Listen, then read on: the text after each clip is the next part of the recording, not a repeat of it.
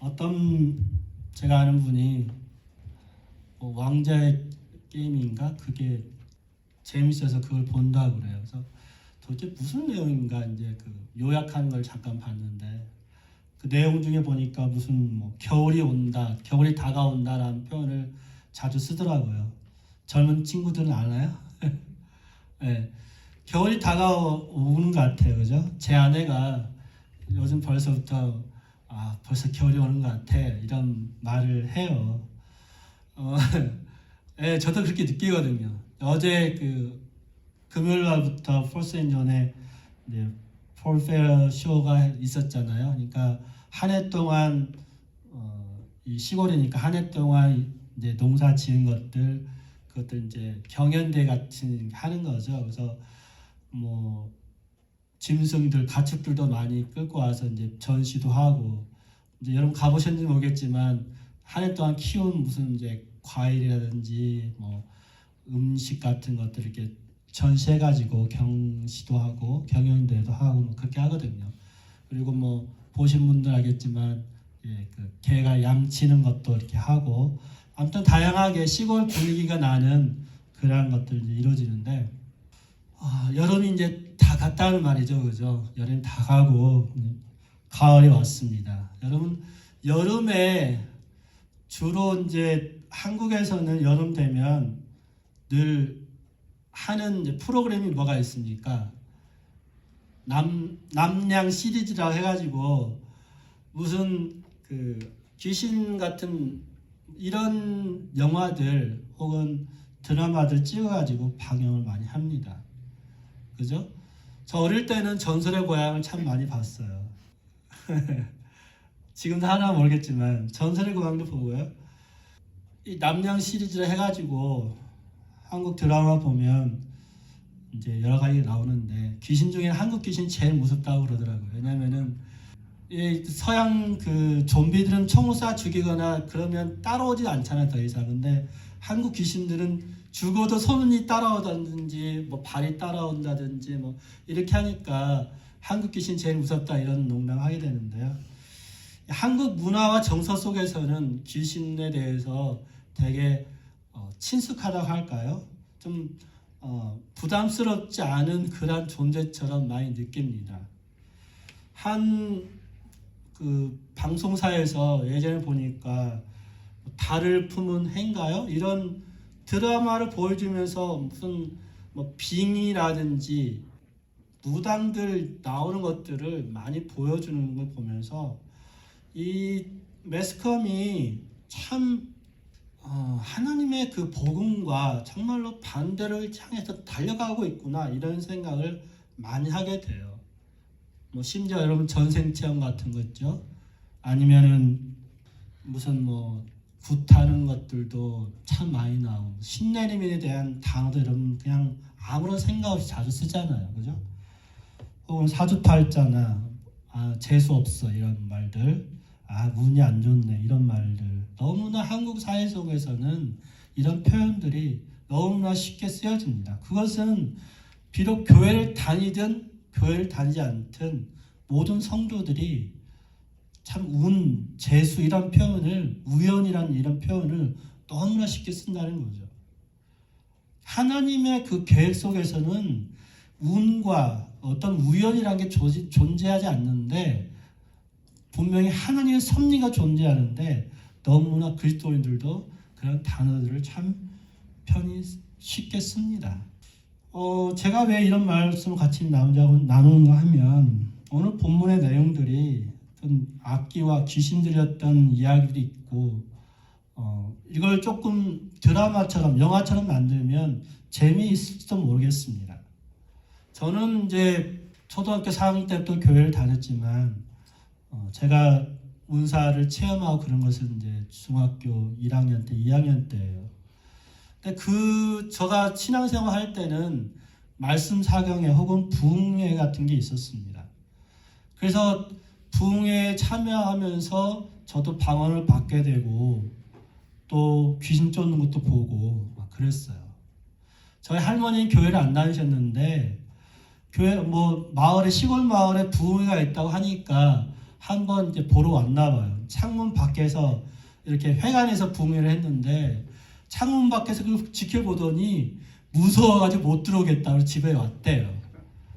왜냐면은 그 부흥회를 하는데 안에 사람들이 막 소리 지르고 기도하고 뭐 귀신 쫓는 거 이렇게 하고 이러니까 도저히 무서워서 못 들어오겠다고 그러더라고요. 예수를 안 믿는 사람 입장에서는 되게 이상하고 무슨 미친 사람들 같죠. 근데 이 부흥회에 참여하면서 제가 이제 한번 설교 때 이야기했지만 어떤 저희 동네에 정신병 가진 아주머니가 있었습니다. 그래서 가끔 저희 집 앞에서 막 쓰러지고 거품 물고 막 이럴 때 할머니가 소금도 뿌리고 막 물도 뿌리고 이런 적도 있고요. 그런 아주머니가 귀신 나가고 그리고 계속 말씀으로 이렇게 양육되니까 좋은 신앙을 갖게 됐습니다. 그런데 저희 동네 어떤 아주머니 한 분은 이분은 어떠냐면 아주 거구의 몸을 가지고 있습니다. 근데 이분이 거구의 몸을 갖고 있고 병이 많아요. 그래서 주사도 하도 많이 맞아가지고 온몸에 핏자국이 주사 받을 자국이 참 많습니다.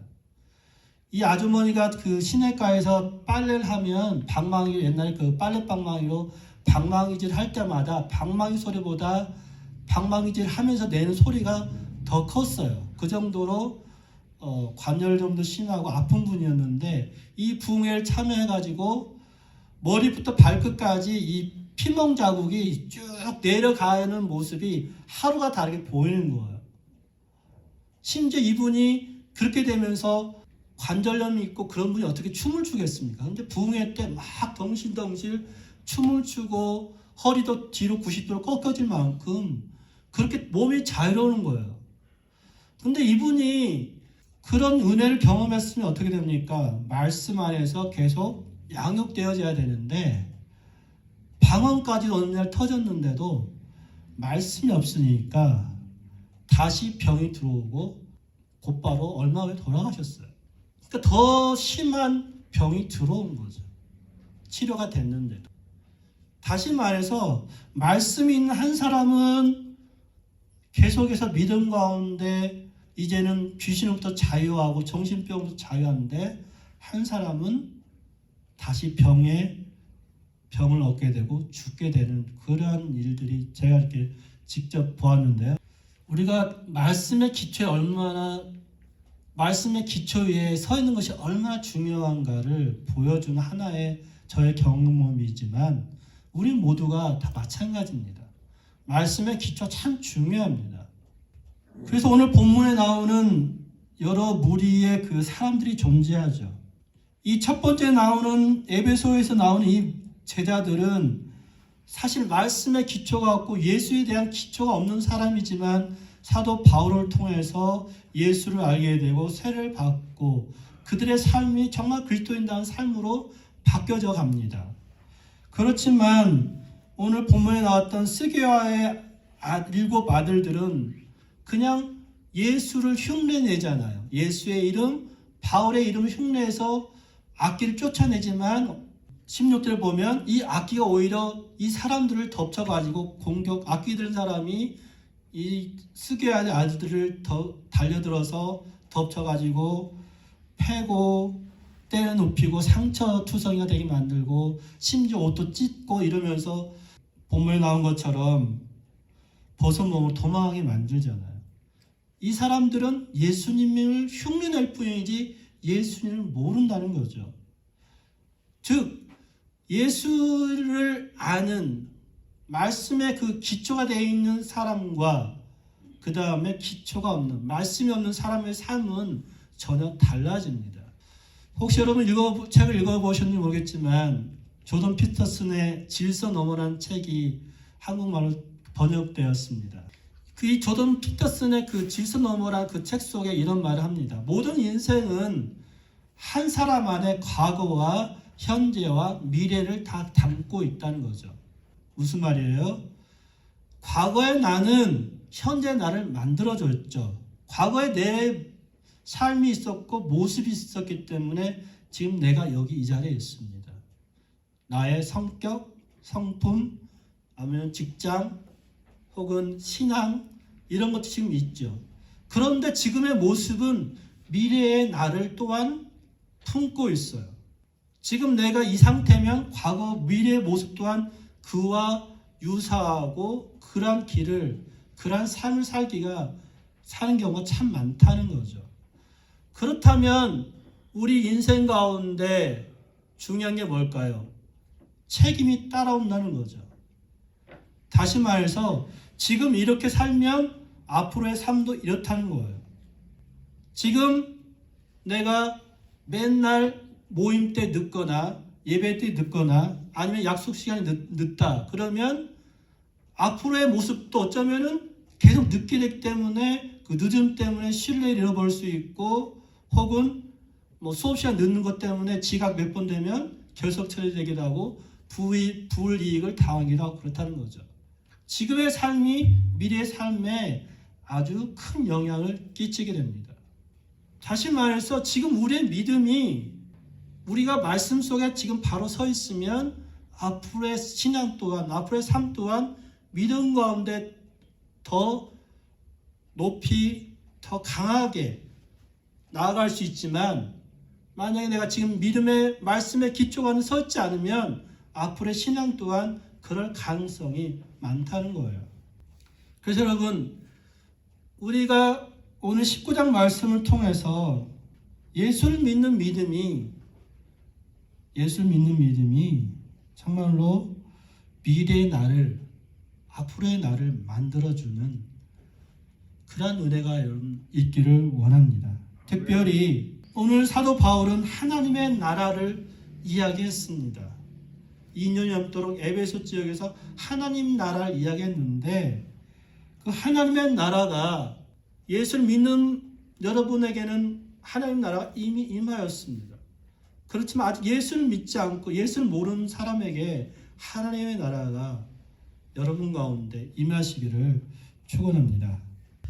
오늘 본문 말씀의 배경을 잠깐 보실 텐데요. 우리가 제가 18장을 전부 다 하지 않았기 때문에 지나친 부분이 있는데요.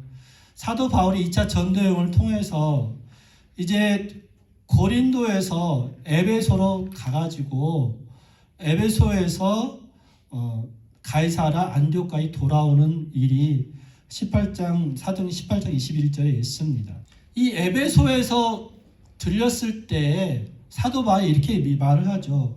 18장 21절에 보면 하나님의 뜻이면 내가 너에게 돌아오겠다 이렇게 이야기를 하고 약속을 합니다.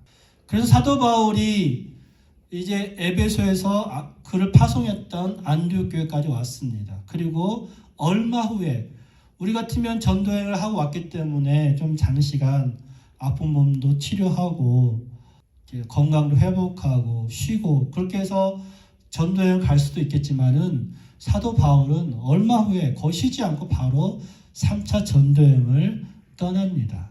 그래서 오늘 본문에 보면은 바울이 윗지방을 다녀서 에베소에 왔다라고 이야기하죠.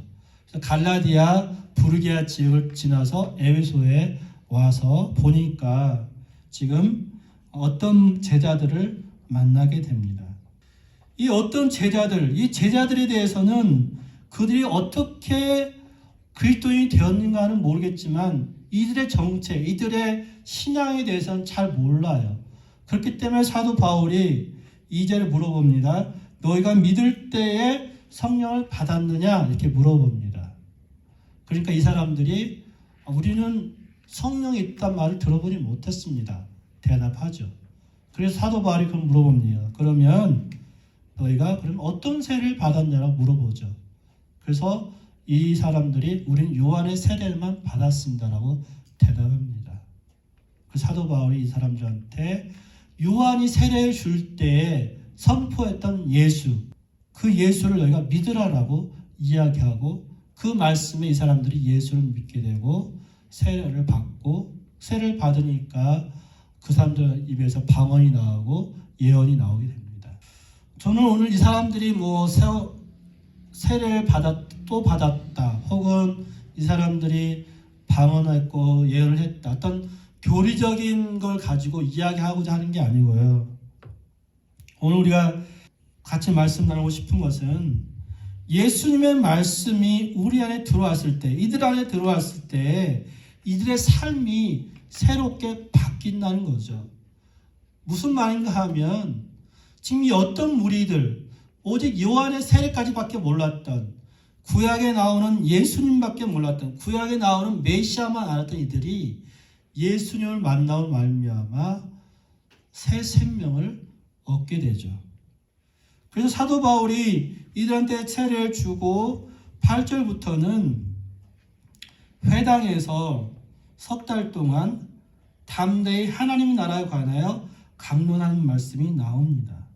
회당에서 석 달 동안 하나님의 말씀을, 하나님의 나라를 이야기했지만 유대인들이 받아들이지 않으니까 그 가운데 있는 제자들을 데리고 따로 두란노 소원에서 하나님의 말씀을 강론을 했어요. 이렇게 그 하나님의 말씀을 두란노 소원에서 강론하면서 2년이 넘도록 하나님의 말씀 강론하니까 그 말씀이 아시아에 두루 퍼졌다라고 이야기를 합니다. 그 하나의 그 결과로, 예로 이렇게 하나님의 말씀을 전할 때에 18절이나 19절에 나오는 것처럼 사람들이 예수를 믿게 되고, 또한 이들이 그들의 입으로 예수를 주로 고백할 뿐만 아니라 그들이 그동안에 했던 마술책 같은 것들, 그런 것들 다 불태워버리는, 그러니까 말만 하는 것이 아니라 행동한 신앙을 같이 이어지는 모습을 우리가 보게 되죠. 우리가 그리스도인이 된다는 것은 말로만 하는 삶이 아니라 내가 그것을 믿었다면, 그 주님을 믿었다면 행동으로, 고백으로 나오는 것이 삶으로 나와야 된다는 겁니다.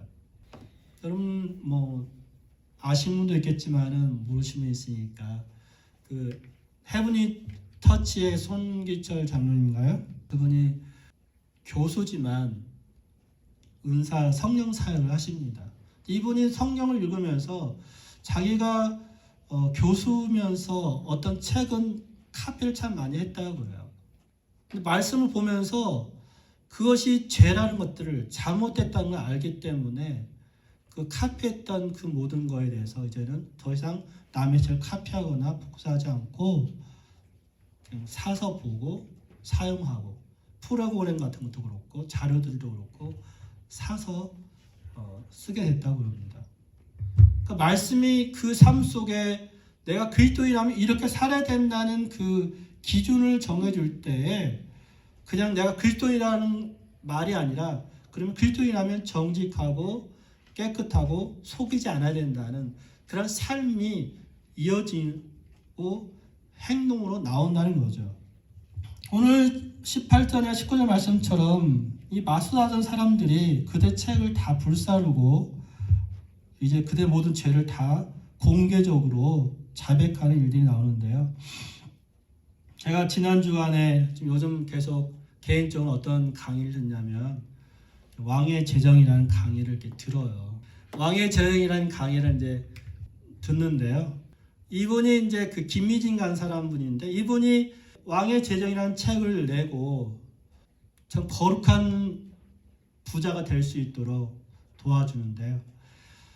이 책을 이렇게 보살들이 사서 보게 됐대요. 그래서 4,000명을 이끄는 그 보살, 혹은 10,000명인가요? 그 몇천 명에 이끄는 그 보살이 그 책을 보고 부흥회에 말씀 집회에 참여하게 된 거예요.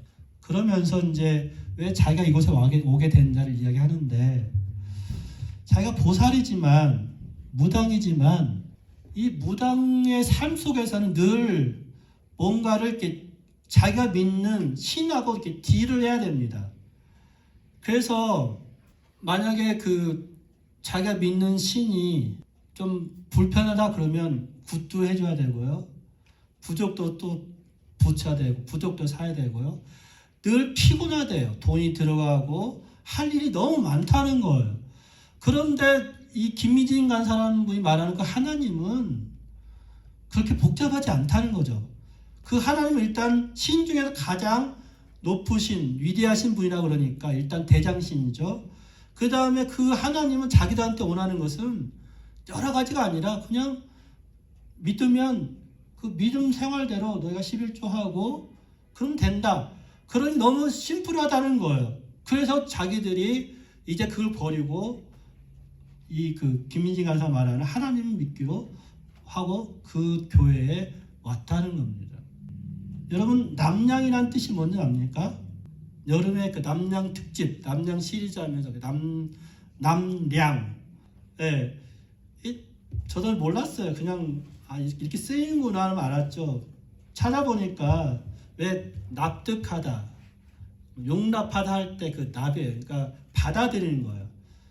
그래서 시원한 거, 청량 음료할 때 량이에요. 시원한 것을 받아들이는 것이 남량이에요. 그러니까 시원한 것을 받아들이는 거. 여름에 이렇게 더울 때 시원한 그 기운을 귀신 같은 걸 보면 받아들이는 거예요.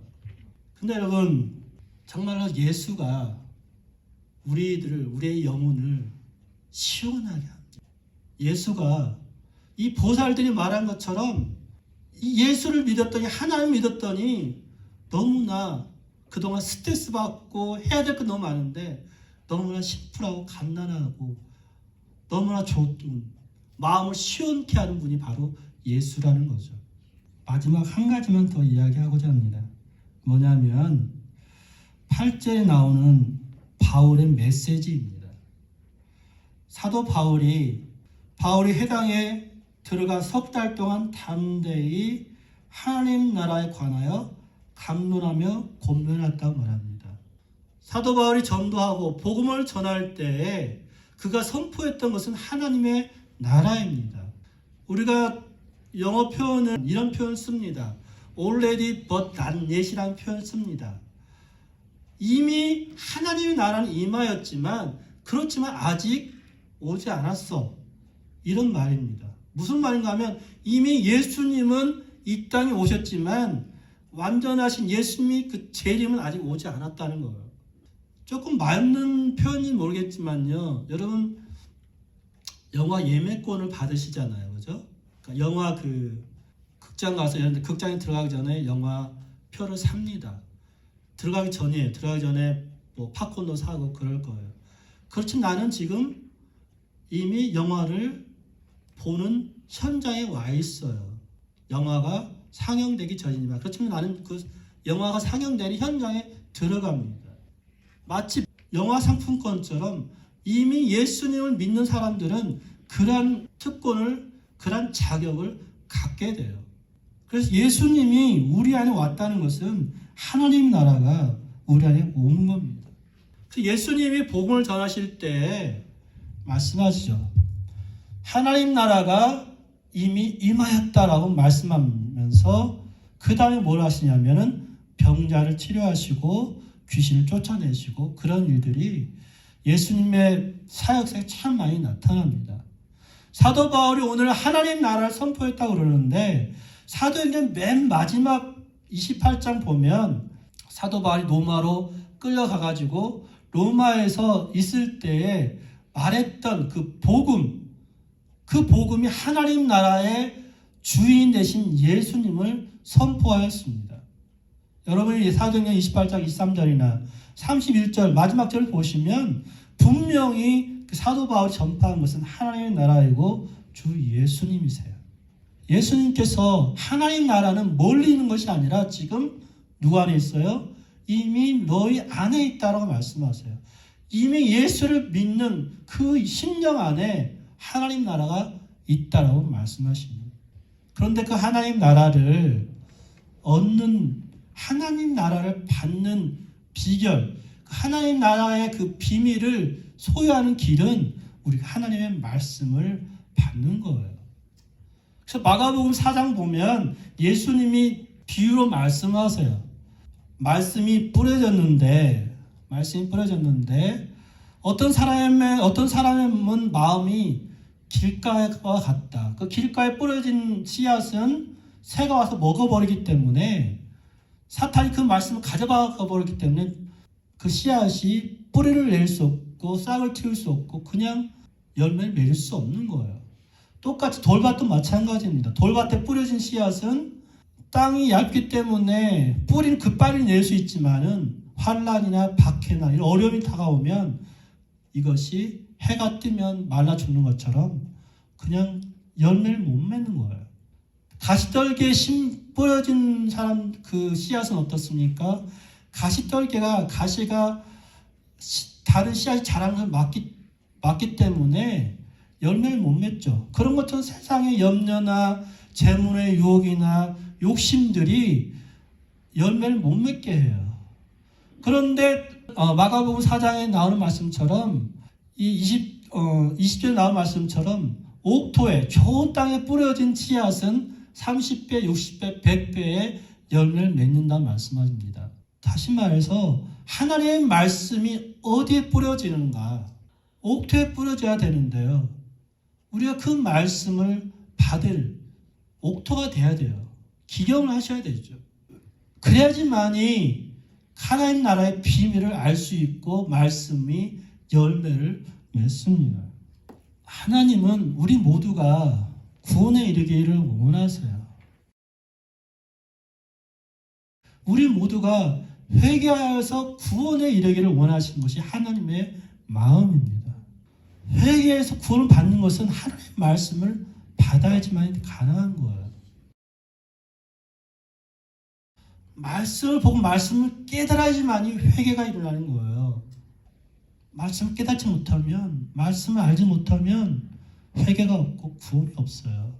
그래서 여러분 말씀 속으로 들어가셔야 돼요. 지금 오늘 본문에 나오는 사람들이 요한이 말한 그분이 예수다라고 말할 때에 그 말씀을 받아들인 것처럼, 혹은 마술을 했던 많은 사람들이 그들의 모든 죄를 다 자백하고 그들의 책들 다 불태운 것처럼 회개하고 말씀을 받아들여야 됩니다. 그래야지만 구원을 받을 수 있어요. 그래야지만 열매를 맺을 수 있습니다.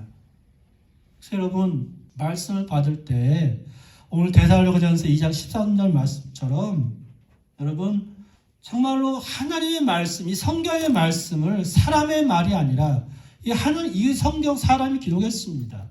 맞습니다. 그렇지만 하나님께서 영감을 통해서 감동을 주셔서 기록하게 하셨습니다. 사람의 말이 아니라 하나님의 말씀으로 받아들이실 때 그때 여러분에게 구원이 임하고 은혜가 임합니다. 앞에 설교 저도 참 말씀을 잘 요리하는 것도 중요하지만 우리가 옥토의 심정으로 옥토의 마음으로 말씀을 받으셔야 되죠. 그래서 여러분 정말로 하나님의 그 은혜의 말씀의 세계로 여러분이 뛰어 들어가기를 원합니다. 저는 개인적으로 가끔 그런 생각을 합니다. 신앙의 위대한 선배들, 신앙의 외인들, 혹은 정말로 좋은, 정말 소위 세상에 말하는 성공적인 사역을 감당하는 그런 목회자들, 그분들을 보면요, 다 고난과 어려움이 다 있었습니다.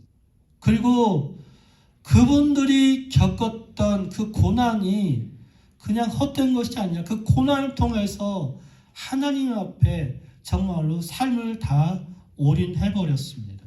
그렇기 때문에 그들이 열매를 맺었고 또한 그 열매의 그 가치가 밖으로 드러나게 되었습니다.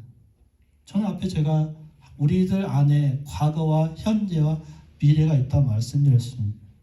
물론 우리의 삶이 운명적이거나 그렇게 정해진 건 아닙니다.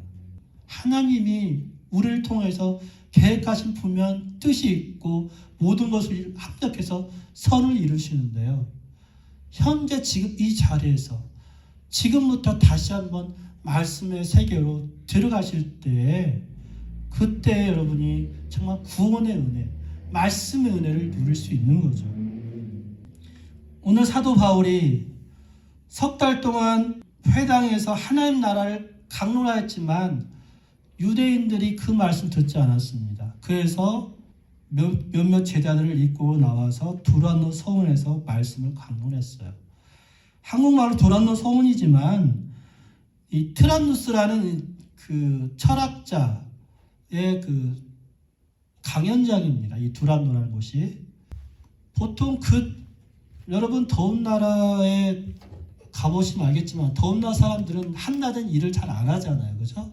그러니까 이 터키 지방에서도 보통 11시 이후로는 일을 거의 안 한다고 그럽니다. 그러니까 강연이나 강의 같은 것도 없는 거죠. 그래서 사도 바울이 이 시간에 기록에 보면 11시부터 4시까지 5시간 동안 매일 이곳에서 하나님의 나라를 선포했습니다. 말이 11시부터 4시이죠. 이 시간 한번 생각해 보십시오. 11시, 4시는 사람들이 쉬어야 할 때이고 더위를 피해야 할 때이고 어떤 사람은 낮잠도 자야 할 때이고 종들의 입장에서는 주인이 일을 안 시키니까 쉴 수 있는 그들만의 시간인데 이들은 이곳에 와서 말씀을 들었다는 거예요. 말씀을 가지는 것, 말씀의 은혜를 누리는 것은 대가 없이 안 돼요. 사도 바울이 5시간 동안 뻘뻘 땀을 흘리며 강론했다 한번 생각해 보십시오. 얼마나 힘들겠습니까? 아마도 이때도 에베소 지역에서 낮에는 텐트를 만들고 혹은 밤에는 텐트를 만들고 일을 한 것처럼 보여지는데 일도 하고 말씀도 5시간 동안 전하고 또 기도하고 개인 경건의 시간 갖고 정말 쉰민한 시간 자체가 별로 없는 거죠. 가르친 사람도 그렇지만은 배우는 사람도 마찬가지예요. 예수의 복음을 듣기 위해서 그들의 가장 쉬고 싶고 편하고 싶은 시간 혹은 피하고 싶은 시간에 보였다는 거예요. 선풍기가 있는 것도 아니고 에어컨이 있는 것도 아니고 좋은 예배 장소가 있는 것도 아니고 초창 열악한 환경 가운데 모여서 말씀을 들었습니다. 신앙은요, 믿음은요, 대가를 치르는 것이기도 하고요, 희생하는 것이기도 하고요, 때로 헌신하는 것이기도 하고요, 때로 훈련하는 겁니다. 우리가 편하게 자라왔다면 힘든 걸 잘 못해요. 디모데 전서 4장 8절에 육체의 연단은 약간의 유혹에 있지만 경건은 범사에 유익하니 금생과 내세에 유익한다고 말씀합니다. 경건의 훈련. 정말로 내가 힘들 때 나를 쳐서 내 육신을 쳐서 말씀을 읽고 내 육신을 쳐서 기도하고 그 속으로 하나님과의 만남 속으로 뛰어 들어갈 때 그럴 때 하나님과의 깊은 만남을 경험할 수 있습니다.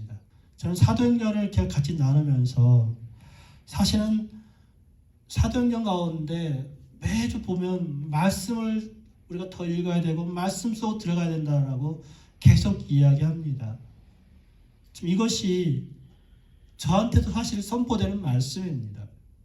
그래서 말씀을 준비하는 또 매일 그냥 보는 큐티 말씀이 아니라 시간을 더 내서 말씀을 봐야겠구나 이러한 결단을 하게 되죠.